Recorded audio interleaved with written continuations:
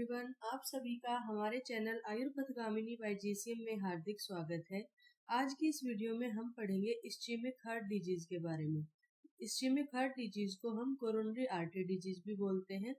तो इस जो टोटल कंप्लीट टॉपिक है इसको हम दो पार्ट्स में पढ़ेंगे। इन्वेस्टिगेशंस के पहले का पार्ट आज हम इस वीडियो में कवर करेंगे। तो चलिए शुरू करते हैं। सबसे पहले है डेफिनेशन कि आईएचडी कहते किसको हैं। तो ischaemic heart disease is a group of clinical syndrome, मतलब कि ऐसा नहीं है कि ये ओनली एक डिजीज है। ये क्या है, एक ब्रॉड एंटिटी है, ग्रुप ऑफ क्लिनिकल सिंड्रोम है। और ये कब होता है? caused by an imbalance between myocardial oxygen supply and myocardial oxygen demand। जब जितनी ऑक्सीजन की डिमांड होती है, मायोकार्डियल ऑक्सीजन डिमांड जितनी होती है, हार्ट की मसल्स को जितनी ऑक्सीजन की डिमांड होती है, उतनी डिमांड जब सप्लाई नहीं हो पाती या उतनी डिमांड किसी भी कारण से जब पूरी नहीं हो पाती, तो वो क्लिनिकल सिंड्रोम्स, वो सिम्टम्स जो सारे आते हैं वो किस कैटेगरी में आते हैं? आईएचडी की कैटेगरी में आते हैं। most commonly resulting from atherosclerotic narrowing or obstruction of coronary arteries। Coronary arteries में जब फैटी प्लेक्स का एक्यूमुलेशन होता रहता है तो एथेरोस्क्लेरोसिस का प्रोसेस शुरू हो जाता है, प्लेक्स की फॉर्मेशन होने लग जाती है। जब जैसा फॉर एग्जांपल ब्लड वेसल्स को हम जैसे गार्डन में जो पानी की पाइप होती है उसकी तरह अगर हम देखें, उस पाइप के अंदर अगर कुछ भी ऑब्स्ट्रक्शन आ गई, वो पाइप है नॉर्मल, उसमें से पानी फ्लो हो रहा है, ऐसे ही हमारी ब्लड वेसल्स होती हैं जिसमें से ब्लड फ्लो करता है। अगर ब्लड वेसल्स में कोई भी प्लेग जमा हो गया या कोई भी फैट है वो एक्यूमुलेट होगी, एथेरोस्क्लेरोटिक प्लेग जमा हो गया, तो जो पाथवे पहले ब्लड के फ्लो का था वो नहीं रहेगा, नैरोइंग हो जाएगी। मतलब कुछ पार्ट में तो प्लेग आ गया, बाकी बचे पार्ट से ब्लड क्रॉस करेगा, तो वहां पे क्या होगा? एथेरोस्क्लेरोटिक नैरोइंग और ऑब्स्ट्रक्शन, कंप्लीट ऑब्स्ट्रक्शन भी हो सकती है या नैरोइंग हो सकती है कोरोनरी आर्टरीज की।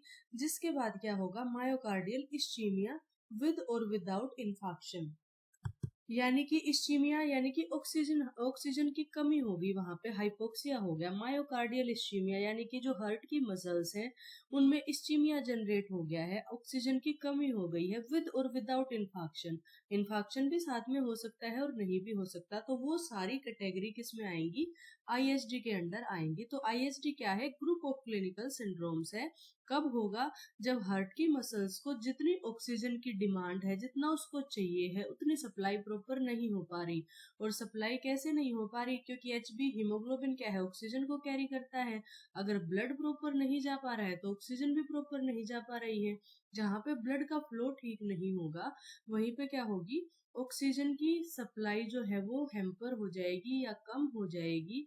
तो इस्चीमिया डेवलप होगा विद और विदाउट इन्फाक्शन, उसे हम क्या कहेंगे? आईएचडी कहेंगे।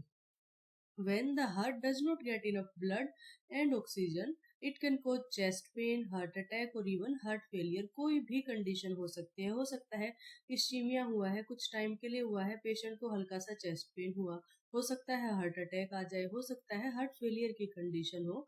तो इसीलिए आईएचडी क्या है? एक ब्रॉड टर्म है। अब हमने यहाँ पे दो वर्ड पढ़े, एक पढ़ा इस्चीमिया और एक पढ़ा इन्फाक्शन। तो इस्चीमिया और इन्फाक्शन दो अलग अलग एंटिटी हैं। इस्चीमिया क्या होता है? रिवर्सिबल होता है। इस्चीमिया रिवर्सिबल है, वो ठीक हो सकता है, लेकिन जो इन्फाक्शन एक बार हो गया वो इरिवर्सिबल होता है। और उस वो क्या है? इरिवर्सिबल मायोकार्डियल नेक्रोसिस, यानी कि जो हार्ट की मसल्स हैं उनमें ऑक्सीजन की सप्लाई पहले कम हुई तो उसे क्या कहेंगे? इस्चीमिया। वो सप्लाई रिवर्स हो गई तो ठीक है। अगर रिवर्स नहीं हुई तो वो क्या हो जाएगी? सेल नेक्रोज्ड हो जाएगी, डेड हो जाएगी, और उसे हम क्या कहेंगे? इन्फाक्शन की कंडीशन कहेंगे। Myocardial ischaemia occurs due to reduced coronary blood flow. यहाँ पे कंप्लीट जो है ब्लड फ्लो का बंद नहीं बताया है, रिड्यूस्ड ब्लड फ्लो बताया है, यानी कि कुछ ना कुछ ब्लड वहां पे जा रहा है लेकिन जो प्रॉपर जितनी डिमांड है उतना ब्लड नहीं जा रहा है, leading to oxygen deficiency in cardiac muscles. Deficiency हो जाएगी। Myocardial cells are still viable, viable है वो अभी, और जो सेलुलर इंजरी हुई है वो ओनली मेटाबॉलिक हुई है, एटीपी कम हो गए हैं, एनारोबिक मेटाबॉलिज्म हो रहा है। अगर ब्लड फ्लो रिस्टोर हो गया टाइम पे तो जो मायोकार्डियल फंक्शंस है वो नॉर्मल हो जाएंगे। इसीलिए इस्चीमिया को क्या कहा है? रिवर्सिबल। सिंपल से सिंपल भाषा में हम समझते हैं कि हार्ट की मसल्स हैं उनको ब्लड चाहिए है, जितना उनको चाहिए है उतना मिल पा रहा है तो वो हेल्दी अपने फंक्शन कर रही हैं। अगर ब्लड फ्लो कम हुआ, यहाँ पे हमने बंद हुआ नहीं कहा, कम हुआ, अगर ब्लड फ्लो कम हुआ, कुछ ना कुछ ब्लड तो जा रहा है लेकिन जितनी डिमांड है उतना ब्लड नहीं जा रहा है, तो उस टाइम पे जो कंडीशन होगी वो क्या होगी, इश्चेमिया की कंडीशन होगी। सेल्स अभी भी वायबल हैं, सेलुलर इंजरी जो है वो ओनली मेटाबॉलिक है, और वो जो ब्लड फ्लो है वो कंप्लीट बंद नहीं है, रिड्यूस्ड ब्लड फ्लो है। अगर वो ब्लड फ्लो रिस्टोर हो गया तो जो मायोकार्डियल के फंक्शन है वो नॉर्मल हो जाएंगे और इश्चेमिया रिवर्स हो जाएगा। वहीं हम बात करते हैं मायोकार्डियल इंफाक्शन की। ये क्या कब होगा, results from prolonged and severe ischaemia, ischaemia हुआ पेशेंट को और वो प्रोलॉन्ग्ड रहा, काफी लंबे टाइम तक रहा और सीवियर इश्चेमिया था। उसके बाद क्या होगी, सेल्स में इंजरी होने लग जाएगी और वो इंजरी जब इरिवर्सिबल होगी कार्डियक मायोसाइट्स में तो वो इन्फाक्शन की कंडीशन होगी।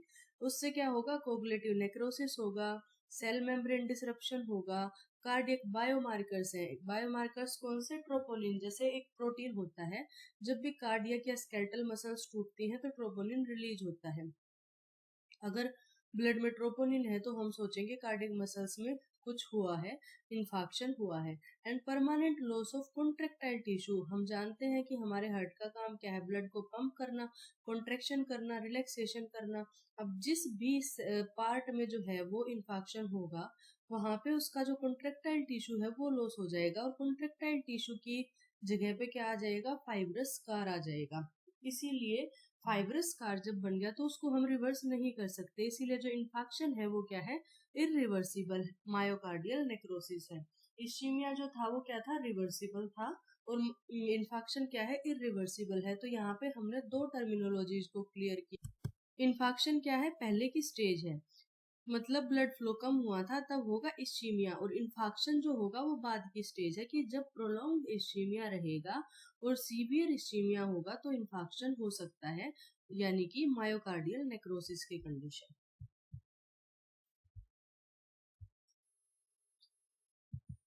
अब हम देखते हैं आईएचडी की epidemiology. Ischaemic heart disease leading cause of morbidity and mortality है वर्ल्ड वाइड नाउ।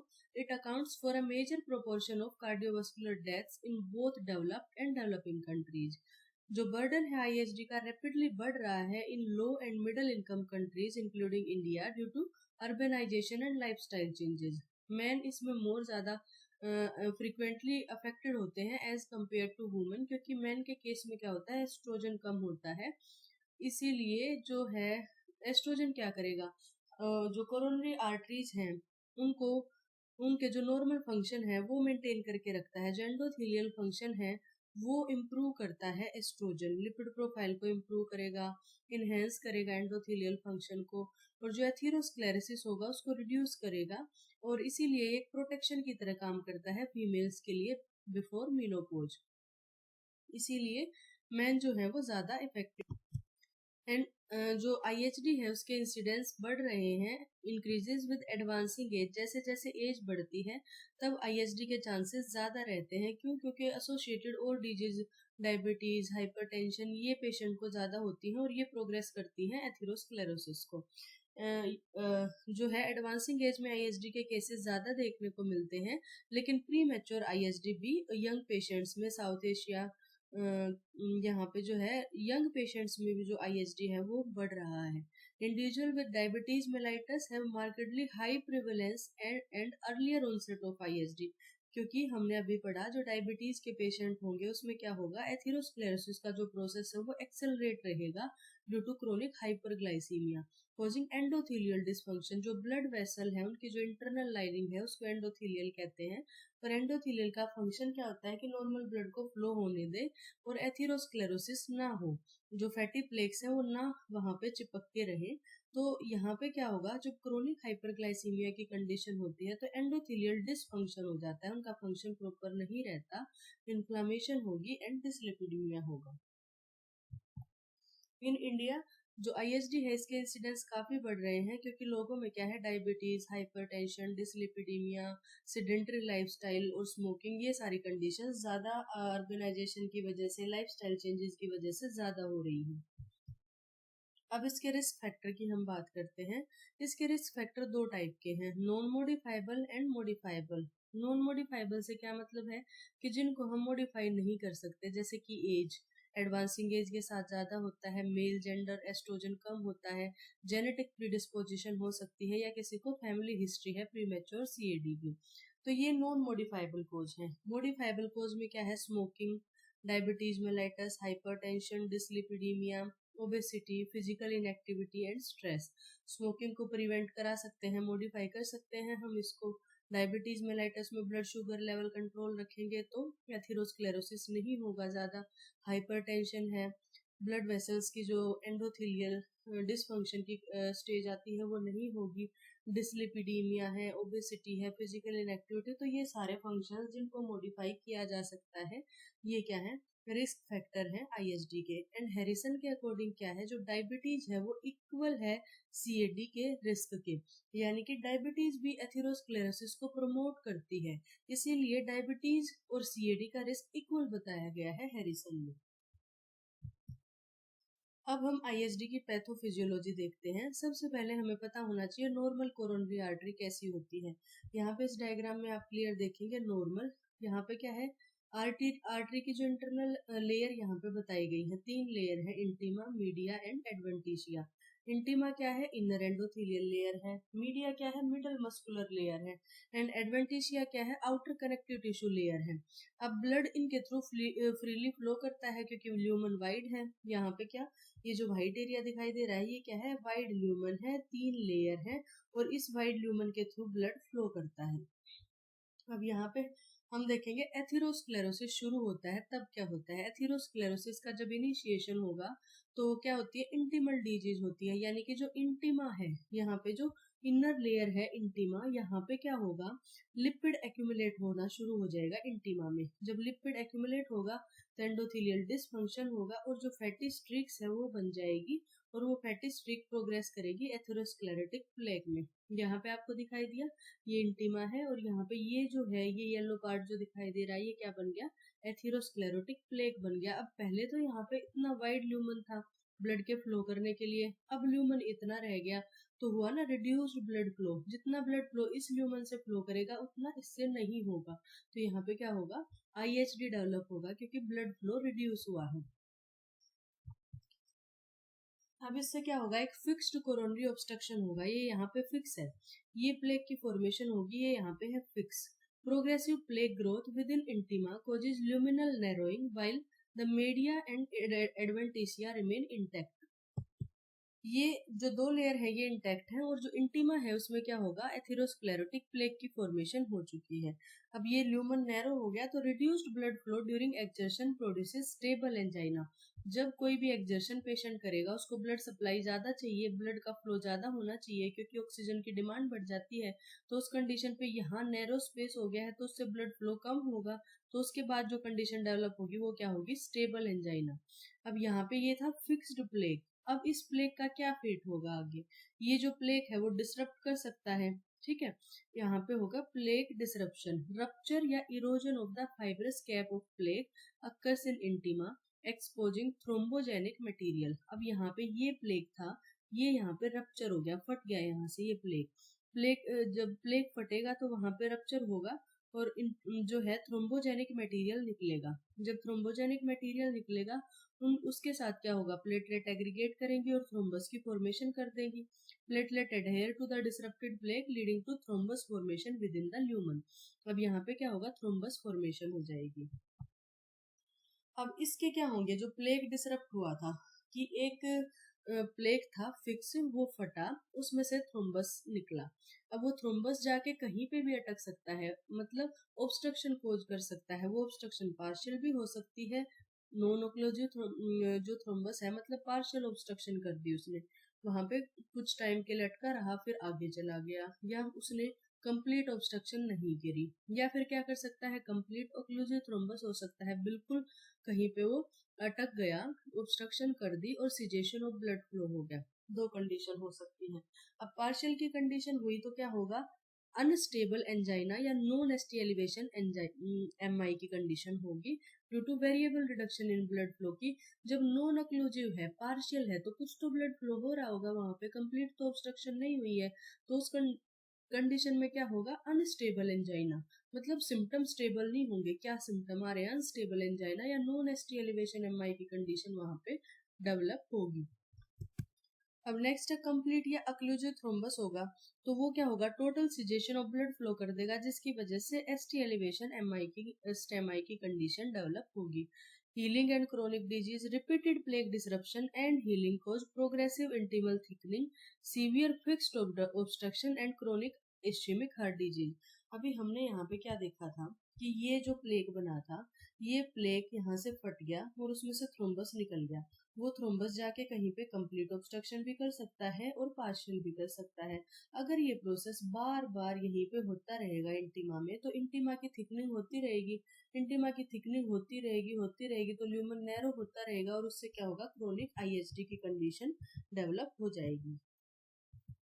अब हम देखते हैं पैथोफिजियोलॉजी। हमने कंप्लीट पढ़ लिया, इसको हम समराइज करते हैं। कोरोनरी एथेरोस्क्लेरोसिस होगा, चाइल्डहुड में बिगिन हो सकता है, लिपिड का एक्यूमुलेशन होगा, फैटी स्ट्रिक्स बनेंगे, फाइब्रस प्लेक की फॉर्मेशन होगी, फिर प्लेक का रप्चर होगा और थ्रोम्बोसिस की फॉर्मेशन होगी। अब थ्रोम्बोसिस क्या मैकेनिज्म कर सकता है इस्चीमिया के, फिक्स्ड कोरोनरी ऑब्स्ट्रक्शन कर सकता है जो कि greater than equal to 70% stenosis होगा। Plaque rupture plus thrombosis, coronary vasospasm होगा और माइक्रोवास्कुलर डिसफंक्शन हो जाएगा। तो ये सारी मैकेनिज्म जो है इस्चीमिया में हमें देखने को मिलते हैं, जो हमने पहले पढ़ लिए हैं। अब हम यहाँ पे देखते हैं आईएचडी के केस में दो मेन कंडीशन है, या तो ऑक्सीजन की सप्लाई कम हो गई है या ऑक्सीजन की डिमांड बढ़ गई है। ऑक्सीजन की सप्लाई कब कम होगी, जब ब्लड फ्लो प्रॉपर नहीं होगा। और ब्लड फ्लो प्रॉपर कब नहीं होगा, जब या तो कोरोनरी स्टेनोसिस है, कोरोनरी आर्टरीज में कोई स्टेनोसिस है, हाइपोटेंशन है, एनीमिया है, एचबी कम है, ऑक्सीजन कैरिंग कैपेसिटी कम है, या हाइपोक्सीमिया की कंडीशन है। और ऑक्सीजन की डिमांड कब बढ़ेगी, टैकीकार्डिया की कंडीशन है, हार्ट रेट बहुत बढ़ गई है, हाइपरटेंशन है, फीवर की कंडीशन है, या लेफ्ट वेंट्रिकुलर हाइपरट्रोफी की कंडीशन है। तो दो टाइप की कंडीशंस में एमआई होने के चांसेस होते हैं, या तो ऑक्सीजन की सप्लाई कम हो गई है या ऑक्सीजन की डिमांड बढ़ गई है। अब हम देखते हैं इसके causes. Atherosclerotic stenosis of coronary arteries 80% cases में, coronary artery spasm, coronary artery का ही स्पाज्म हो गया है 10% केसेस होते हैं, ट्रांजिएंट प्लेटलेट एग्रीगेशन या थ्रोम्बोसिस 5% केसेस, और combination of the above mechanism. जो तीन मैकेनिज्म हमने पढ़े उनका कॉम्बिनेशन मोस्ट कॉमन देखने को मिलता है। मेजोरिटी ऑफ द केसेस में ये तीनों कंडीशंस ओवरलैप करती हैं। मेल प्रीडोमिनेंस ज्यादा होती है, morbidity approximately 3 to 4 times higher होती है मेल्स में एज कम्पेयर टू फीमेल्स, और फीमेल्स भी प्री मीनोपॉजल फीमेल्स जिनमें एस्ट्रोजन ज्यादा होता है। अब सिम्टम्स क्या आएंगे आईएचडी के, चेस्ट पेन और डिस्कम्फर्ट, रिट्रोस्टर्नल प्रेशर, स्टर्नम के पीछे पेशेंट को हैवीनेस या प्रेशर फील होगा, हैवीनेस होगी चेस्ट में, टाइटनेस होगी चेस्ट में, और स्क्वीजिंग जैसे कोई चीज निचोड़ दी गई है इस तरीके का सेंसेशन चेस्ट में फील होगी, चेस्ट पेन या डिस्कम्फर्ट। फिर ये जो पेन है ये रेडिएट करेगा, कहाँ पे रेडिएट करेगा, लेफ्ट आर्म में, शोल्डर में, नेक में, जा में, बैक में और एपिगेस्ट्रियम में। और इसके प्रेसिपिटेटिंग फैक्टर्स क्या होंगे, जो आईएचडी की कंडीशन है या जो सिम्टम ये आ रहे हैं इनको बढ़ाएंगी क्या क्या कंडीशन, अगर एक्सर्शन किसी ने बहुत ज्यादा कर लिया है, कोई इमोशनल स्ट्रेस एकदम से आ गया है, कोल्ड एक्सपोजर हुआ है, या हैवी मील किसी ने ले लिया है, एब्डोमिनल प्रेशर की वजह से जो है हार्ट पे प्रेशर पड़ रहा है। जो इमोशनल स्ट्रेस है वो क्या करती है, ट्रिगर करती है सीएडी को by increasing sympathetic activity and stress hormone leading to endothelial dysfunction, vasoconstriction and plaque rupture. जब भी कोई इमोशनल स्ट्रेस की कंडीशन होगी तो प्लेक रप्चर के चांसेस ज्यादा होते हैं।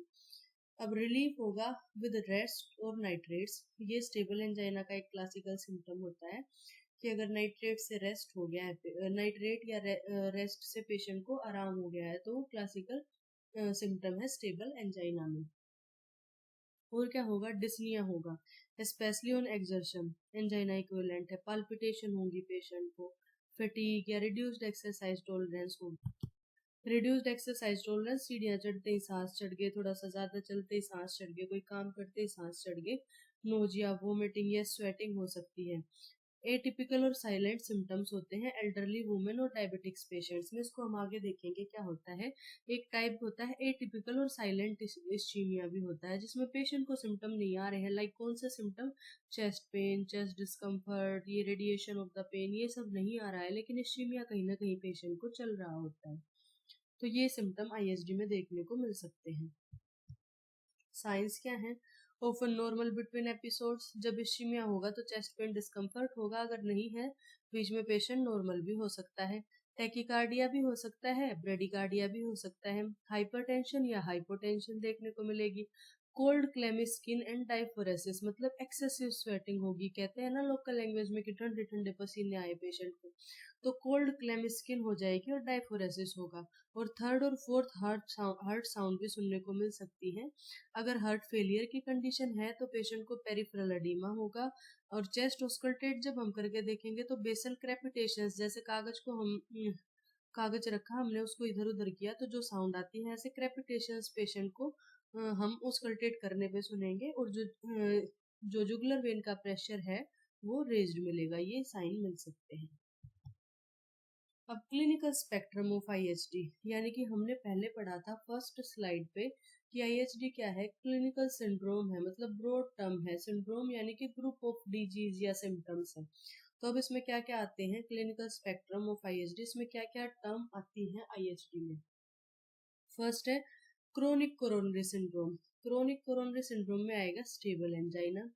नेक्स्ट है एक्यूट कोरोनरी सिंड्रोम, उसमें क्या आएगा, unstable angina, non ST elevation MI and ST elevation MI. Third is silent ischaemia, जो कि डायबिटीज पेशेंट में कॉमन होता है। Fourth is ischaemic cardiomyopathy, chronic left ventricular dysfunction due to CAD और sudden cardiac death.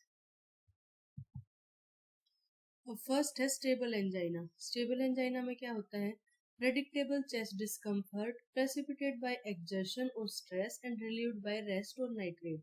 अगर sublingual nitrate दिया है उससे ठीक हो जाएगा, या पेशेंट ने रेस्ट कर लिया उसके बाद चेस्ट पेन उसका ठीक हो गया, और जब वो एक्सर्शन करेगा या स्ट्रेस की कंडीशन में होगा तो चेस्ट पेन बढ़ जाएगा। पेन कैसा होगा, रेट्रोस्टर्नल होगा, प्रेशर टाइटनेस या हैवीनेस होगी, रेडिएट करेगा पेन। ड्यूरेशन 2 to 10 मिनट, और ये रेस्ट से रिलीव हो जाता है। अब पैथोफिजियोलॉजी हम पहले पढ़ चुके हैं। जब फिक्स्ड एथेरोस्क्लेरोटिक नैरोइंग होगी तो डिमांड इंड्यूस्ड इस्चीमिया होगा, यानी कि एक्सर्शन या स्ट्रेस की कंडीशन में डिमांड ज्यादा है और सप्लाई हो नहीं पाई है, क्योंकि फिक्स्ड एथेरोस्क्लेरोटिक नैरोइंग हो गई है, ब्लड फ्लो कम हो गया है, और उसकी वजह से ये डिमांड इंड्यूस्ड इस्चीमिया होगा। तो उसे हम क्या कहेंगे, स्टेबल एंजाइना।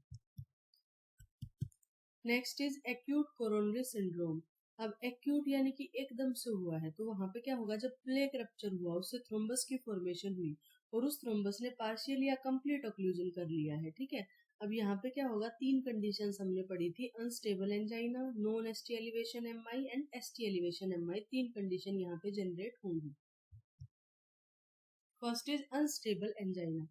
अनस्टेबल क्यों कहते हैं, क्योंकि ये क्या होगा, रप्चर या erosion of atherosclerotic plaque with super impose non occlusive thrombus, यानी कि पार्शियल या नॉन अक्लूसिव थ्रोम्बस हुआ, प्लेक रप्चर हुआ था उससे पार्शियल या नॉन अक्लूसिव थ्रोम्बस हुआ, उससे इस्चीमिया जनरेट हुआ है और वो अनप्रेडिक्टेबल है और वर्सनिंग इस्चीमिया है। हाई रिस्क है इसका प्रोग्रेशन टू मायोकार्डियल इन्फार्क्शन या सडन डेथ। अब हम ये एग्जैक्ट नहीं कह सकते ना पार्शियल या नॉन अक्लूसिव में कि वो एक बार अटक गया है, वहां पे उसका ब्लड फ्लो दोबारा से ठीक भी हो गया है, वो कहीं और जाके कंप्लीट सिजेशन और ब्लड फ्लो कर दे, तो एकदम से पेशेंट को इन्फेक्शन या डेथ भी हो सकती है। और सिम्टम इसके एक्सर्शन रिलेटेड नहीं होते, डिमांड इंड्यूस्ड नहीं होते। इसमें क्या होगा, प्लेक रप्चर किया था, थ्रोम्बस की फॉर्मेशन हुई, पार्शियल या नॉन अक्लूसिव। तो ये क्या है, न्यू ऑनसेट और वर्सनिंग एंजाइना है। नो मायोकार्डियल नेक्रोसिस, ट्रोपोनिन इसमें नेगेटिव। ट्रोपोनिन ओनली कब होगा, जब मायोकार्डियल सेल की डेथ होगी तब जो प्रोटीन रिलीज होगा। अब यहाँ पे क्या है, मायोकार्डियल नेक्रोसिस तो हुआ नहीं है, अनस्टेबल एंजाइना की कंडीशन में तो ट्रोपोनिन क्या होगा, नेगेटिव होगा। In unstable angina, ischemia is transient and insufficient to cause myocyte death. Since no myocardial cell necrosis occur, तो इसीलिए जो ट्रोपोनिन है वो रिलीज नहीं हुए हैं, ट्रोपोनिन नेगेटिव मिलेंगे। अगर ट्रोपोनिन पॉजिटिव होंगे तो वो क्या होगा, नॉन एसटी एलिवेशन MI, उसको अनस्टेबल एंजाइना नहीं होगा। तो इन दोनों में ये डिफरेंस है कि अनस्टेबल एंजाइना की कंडीशन में क्या होगा, ट्रोपोनिन नेगेटिव हो। अब हम देखते हैं नॉन एसटी एलिवेशन MI। इसमें क्या होगा, partial thickness myocardial necrosis. Partial यानी कि जब मायोकार्डियल जो है टिश्यू उसका कुछ नेक्रोसिस हुआ है, कंप्लीट ट्रांसम्यूरल यानी कि कंप्लीट नेक्रोसिस नहीं हुआ है, तो यहाँ पे क्या होगा, एसटी डिप्रेशन मिल सकता है, टी वेव इन्वर्जन मिल सकता है, ट्रोपोनिन पॉजिटिव मिलेगा क्योंकि कंप्लीट हो चाहे पार्शियल हो, मायोकार्डियल सेल्स का ब्रेकडाउन तो हुआ है, नेक्रोसिस तो हुआ है, तो ट्रोपोनिन पॉजिटिव मिलेगा। अब ये क्या है, non ST elevation MI, partial thickness myocardial necrosis, ischaemia is prolong but not transmural, और necrosis limited to sub endocardial layer, usually due to incomplete coronary artery occlusion. अब ईसीजी में चेंजेस इसमें ST depression और T wave inversion मिलेंगे, ST elevation नहीं मिलेगा क्योंकि full thickness का नेक्रोसिस नहीं हुआ है। ट्रोपोनिन पॉजिटिव मिलेगा क्योंकि जब भी मायोसाइट का नेक्रोसिस होगा तो कार्डियक ट्रोपोनिन, ट्रोप टी और ट्रोप आई ये रिलीज होंगे। और ट्रोपोनिन एलिवेशन डिफरेंशिएट करता है कि नॉन एसटी एलिवेशन MI है, ना कि अनस्टेबल एंजाइना। अनस्टेबल एंजाइना में ट्रोपोनिन नेगेटिव मिलेगा। Indicate acute myocardial cell death. अब है एसटी एलिवेशन MI। इसमें क्या होगा, कंप्लीट कोरोनरी अक्लूजन हुआ, ट्रांसम्यूरल नेक्रोसिस हुआ यानी कि कंप्लीट थिकनेस का नेक्रोसिस हुआ, और उससे क्या होगा, एसटी एलिवेशन ईसीजी में देखने को मिलेगा, पैथोलॉजिकल क्यू वेव देखने को मिल सकती है। caused by complete occlusion of coronary artery, usually due to plaque rupture with occlusive thrombus, और उसके बाद complete cessation of blood flow result in prolonged severe ischemia, entire thickness जो मायोकार्डियल है उसमें नेक्रोसिस हो जाएगा, और एसटी एलिवेशन होगा क्योंकि जो करंट ऑफ इंजरी है फुल्ली इस्चेमिक मायोकार्डियम से होगा, और reflecting acute transmural myocardial injury, और इसमें पैथोलॉजिकल क्यू वेव भी देखने को मिल सकती है क्योंकि इलेक्ट्रिकली साइलेंट नेक्रोटिक जो मायोकार्डियम है वो फेल करेगी, जनरेट नहीं कर पाएगी डीपोलराइजेशन फोर्सेस को, इसीलिए जो ईसीजी में जो वेक्टर है वो शिफ्ट हो जाएगा away from the infected area. तो ये जब हम ईसीजी पढ़ेंगे तब हमें ये ज्यादा क्लियर होगा। अभी के लिए आप ये याद रखो कि पैथोलॉजिकल क्यू वेव, और ये प्रीवियस MI को भी डिनोट करती है, पैथोलॉजिकल क्यू वेव। अगर पेशेंट ने ईसीजी कराई और उसको पैथोलॉजिकल क्यू वेव शो हो रही है और उस टाइम पर कोई भी सिम्टम ऐसा नहीं है, तो हो सकता है पेशेंट को पहले MI का अटैक कभी हुआ है। अब हम देखते हैं साइलेंट इस्चीमिया। साइलेंट इस्चीमिया क्या है, एक कंडीशन है where the heart muscle receive insufficient blood flow without causing noticeable chest pain or symptom. It is often detected only through ECG changes or imaging test। यानी कि silent ischaemia, ischaemia silently चल रहा होता है patient में, वो अपने symptom जैसे चेस्ट पेन या रेडिएशन ये सब पेशेंट को नहीं होता, तो पेशेंट चेक भी कराने नहीं जाते हैं कि कोई सिम्टम नहीं आया, तो उनको क्या पता कि इस्चीमिया चल रहा है या कोई डिजीज चल रही है, और साइलेंटली इस्चीमिया मसल्स में चल रहा होता है। कभी कभी क्या होता है, पेशेंट ऐसे ही टेस्ट कराने चला गया, होल्टर या स्ट्रेस टेस्टिंग के लिए चला गया, या ईसीजी में कोई चेंज देखने को बाय चांस पेशेंट में मिल गए। Even patients with known angina can have unrecognised episodes of silent ischaemia. अब हाई रिस्क ग्रुप इसका क्या होता है, individual with history of previous MI, किसी को पहले MI हुआ है तो उनमें चांसेस होते हैं, या डायबिटीज के पेशेंट्स, मोस्ट कॉमन है silent ischaemia in elderly and diabetes patient. और ये डिटेक्ट कब होगा, होल्टर या स्ट्रेस टेस्टिंग के लिए पेशेंट गया और तब ये डिटेक्ट हुआ।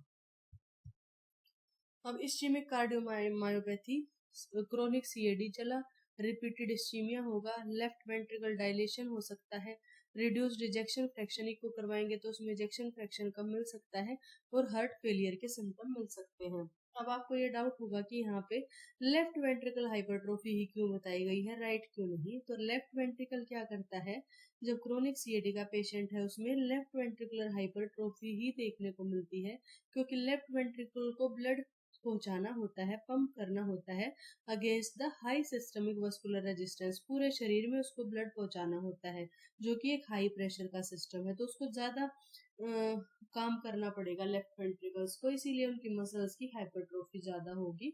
बल्कि राइट वेंट्रिकल को ओनली लंग्स को ब्लड पहुंचाना है जो कि एक लो प्रेशर सिस्टम है, तो इसीलिए यूजुअली हाइपरट्रोफी होती है वो लेफ्ट वेंट्रिकल्स की मिलती है। अगर पल्मोनरी हाइपरटेंशन या राइट साइडेड हार्ट डिजीज की कंडीशन है तो राइट वेंट्रिकल की हाइपरट्रोफी देखने को मिलेगी। तो इस्चेमिक कार्डियोमायोपैथी में क्या होगा, रिपीटेड इस्चीमिया होगा, left ventricular hypertrophy, ejection fraction कम होगा और हार्ट फेलियर के सिम्टम्स क्या क्या थे, जेवीपी रेज्ड मिलेगा, पेरिफेरल एडिमा मिलेगा और जो बेसल क्रेपिटेशंस पेशेंट को चेस्ट ऑस्कल्टेट जब हम करेंगे तब सुनाई देंगी। तो आज की इस वीडियो में हमने इस्चेमिक हार्ट डिजीज, उसको कहते किसे हैं आईएचडी, आईएचडी के अंदर क्या क्या कंडीशंस आती हैं, क्या कोज है आईएचडी होने के, दो टाइप के risk factor, modifiable non modifiable, इसका कंप्लीट पैथोफिजियोलॉजी को कवर किया है। इससे नेक्स्ट वीडियो में हम देखेंगे आईएचडी की इन्वेस्टिगेशन एंड ट्रीटमेंट। तो अगर आपको वीडियो अच्छी लगी, वीडियो को लाइक करें, चैनल को सब्सक्राइब करें। Thank you so much.